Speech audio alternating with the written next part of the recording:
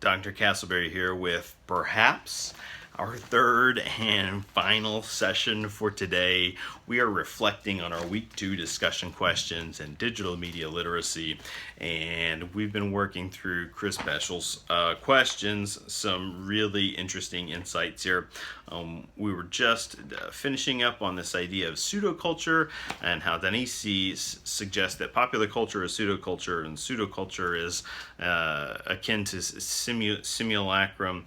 And maybe it's a good idea to transition into a different question, which asks, the opposition theory is good and evil, good guy, bad guy, and so on. What is it called when the so-called good guy is also evil? Like, for example, the show Dexter. Great question, Chris. And first of all, we identify this figure as an anti-hero. And the anti-hero figure has become quite popular in recent years.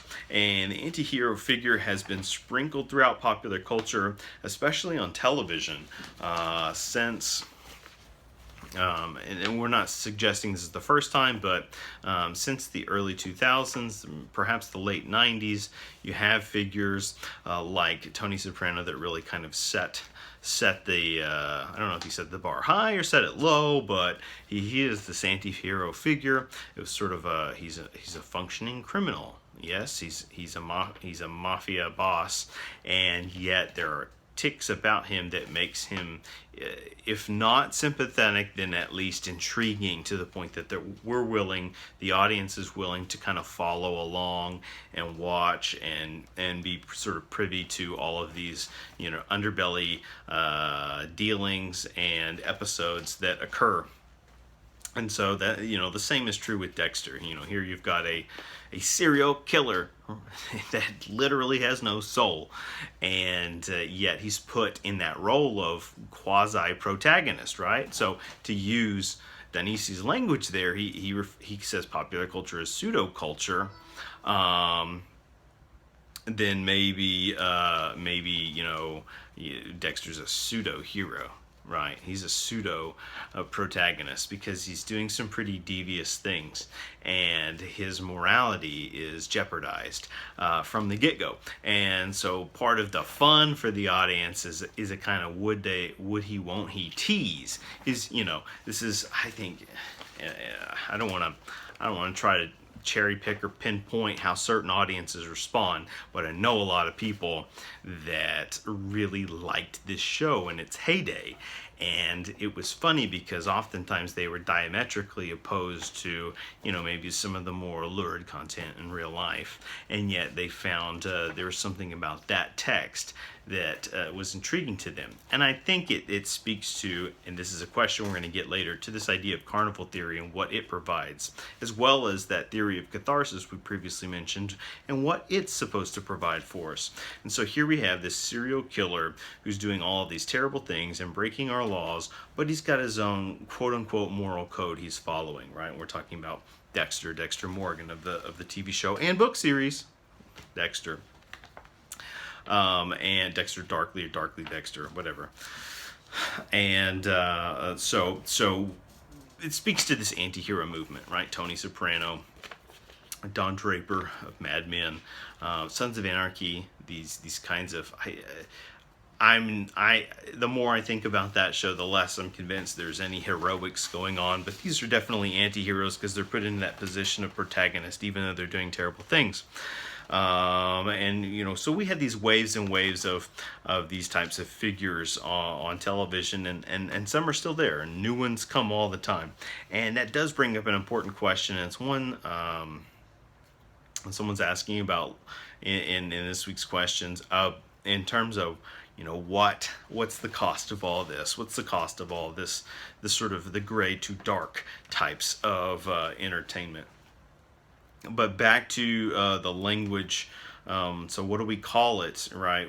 Not only an anti-hero, when someone's also good or bad, but Danesi calls this type of trend in general bricolage, right? Or that's really borrowing from a previous term, not his own, but Danesi calls it a postmodern pastiche, right? And so I'm practically speaking French for those that are kind of entering into this cultural studies language for the first time, but that gets at why these types of subterms are important. It's because they give us a way to communicate what is going on, not just on a text like, hey, this guy is doing X, but it helps us communicate what does it mean and why is it happening and why is it relevant to talk about, and what might it actually be reflecting in our own lives or in our own culture or in our own, right, a contemporary lifespan, and so on and so on.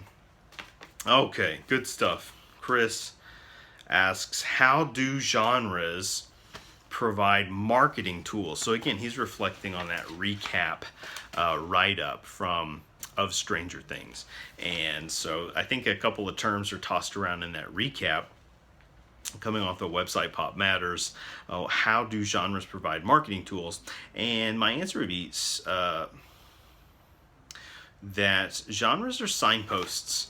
Genres are signposts to marketing interests, right? You signal, the marketing world, branding, the entertainment industry is so savvy.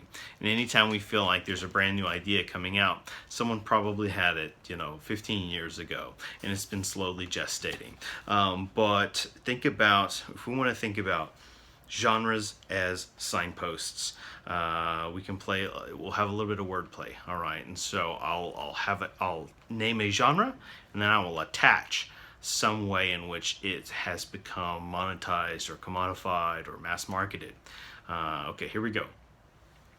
Sci-fi convention. All right, you think about the sci-fi conventions, Star Trek conventions, and so on, Star Wars, this and that. I think they meet in Indianapolis every year. Everywhere, really, where are they not meeting? But next genre, comic book convention. All right, so we have all these conventions, or again, we've already in one of our previous videos talked about how comic books transcend their own medium. They're everything. They're comics, they're television, they're film, they're toys, right? So they cross all these boundaries. Romantic, right? The romantic genre, romantic comedy, a subgenre, but think about romantic dating sites, all right? Even social media knows how to take advantage of genre and capitalize on it. And then even something like horror, right? Horror, we're in October, and so it's spooky season. And when I think about horror, I've seen advertised lately this new horror app. Okay, so buy the app or buy the streaming service, and then you just get nothing but your favorite genre playing to your heart's delight. Although if you're binge watching horror all the time, how delightful is your heart? Hey, not trying to judge, just curious, right? So, judgment-free zone. Although I have such a weak stomach, I can't wade too far into those waters. Okay, Destiny has a question. How can representation in pop culture make a stereotype? All right, so there's a section in our week's readings from Danesi, and it is on representation. And let me see if I can articulate in short words here on page 58, 59. Representation is the process of depicting or recounting something in some specific fashion that requires specific interpretation.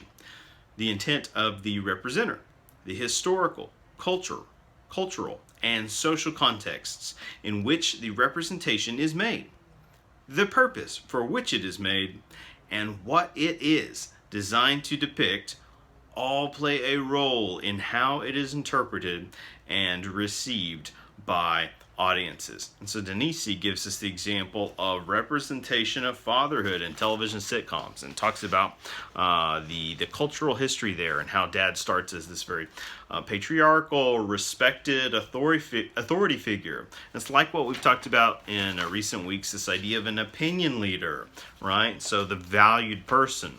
But yet over the decades, this concept of the sitcom dad has been deconstructed. Warning, another key term there, has been deconstructed into a kind of a buffoon. I think there are some presentations, some quasi pseudo arguments out there that of the dumb dad TV trope. You can look that up online. There's a website that lists all the conventions or tropes of the dumb dad. And so, this is something we become familiar with, but the question remains, what kind of long-range cultural impact can that have on society? And that's debatable. On one hand, it could have no impact whatsoever. Even if people have access and enjoy those types of texts. Again, we get some kinds of humor or catharsis out of it.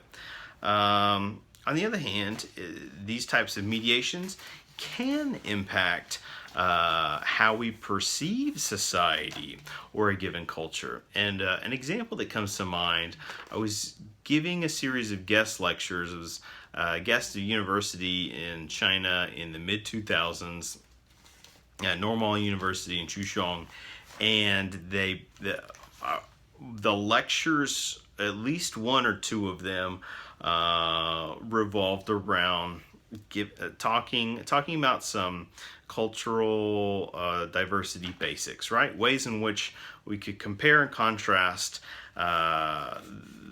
there versus here, and their perceptions versus our realities. And so one of the strikingly repetitive interpretations that I received from the students in China was that their perception of the U.S. was heavily influenced and marked by Michael Jackson and Madonna, like these two personas specifically. So two very polarizing figures, both musical artists, also kind of iconoclasts, right? Not without controversy, both of them in America.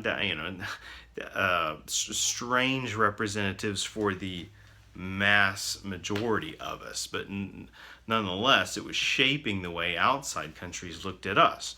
And so we can think about that and consider how popular culture can influence others' perceptions, right? Even if we always feel like, oh, it has no impact on me whatsoever. All right, finally we get to Megan Rath of Denon, and Megan asks, do you think that this more complex style in terms of grammar is a thing of the past, or will it resurrect to some sort of renaissance in the writing future?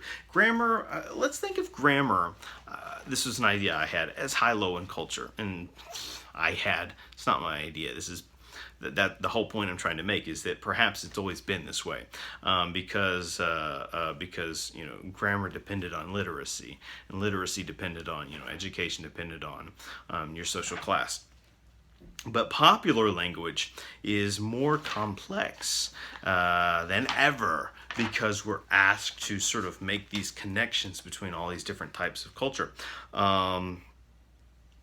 So let's see, really quick, as I'm running out of time here. It does seem like more movies are blurring the line with the types of heroes we see and how the happy ending or end result it seems to trend away in pop culture. Do you think this newer concept we're adapting in pop culture, do you think this is a new concept we're adapting in popular culture? A hero who is harder to define as a good guy? And yes, we talked about the anti-hero movement, and perhaps some of that is the anti-hero is more interesting because they're so layered, right? Because they're deeply flawed. It gives us more to chew on, more to think about. Because she or he wrestles with morality in more human ways. And there is something to that, right? There's a lot there. And then, there is another question. It's a great one about carnival theory, and we're running out of time. So perhaps this could be food for thought in a video discussion. I've enjoyed it. Look forward to more in the future.